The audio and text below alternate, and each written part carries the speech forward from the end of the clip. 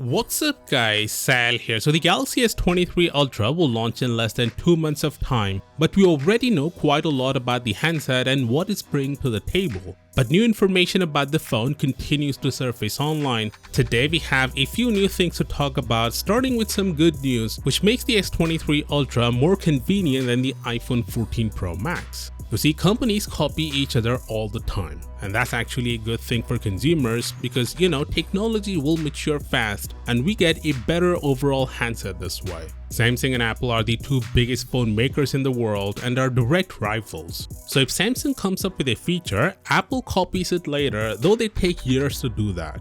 Similarly, Samsung does the same, however they don't take as long as Apple. It usually happens within a year or two. From a consumer perspective, it's absolutely fine if they copy the good things, but Samsung has a history of copying bad things as well from Apple. Headphone jack, no charging brick inside the box, and high prices are just a few examples. With the iPhone 14, Apple made a decision to remove the SIM card slot altogether in the US, and that was a bad decision because Apple was fixing something that wasn't even broken. Ever since, we're hearing many complaints from people having issues with it. Not to mention, it makes travel less convenient as travelers will likely incur hefty roaming charges or switching charges to provision eSIM in the destination country. And judging from Samsung's history, it was expected that Samsung will follow suit and make the S23 Ultra eSIM only, at least in the United States. Turns out that may not happen. According to Greg from Greggles TV and his sources, Samsung will still keep using SIM card slots on all the Galaxy S23 units, which is great news because, as I've mentioned, eSIM will be a major obstruction to fast international connectivity. Moving on, we also have some other information about the S23 Ultra, starting with its weight.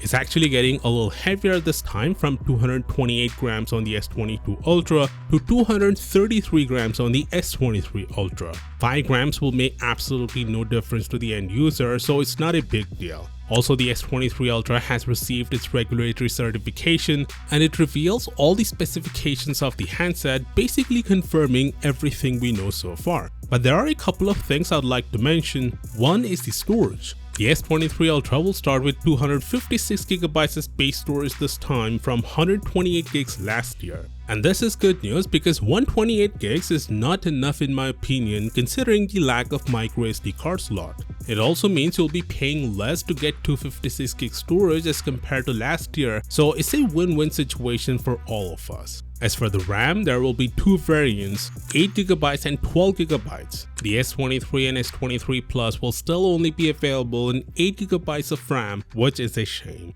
Anyway, for all the latest updates on the S23 Ultra, be sure to subscribe and I'll see you tomorrow. Peace out.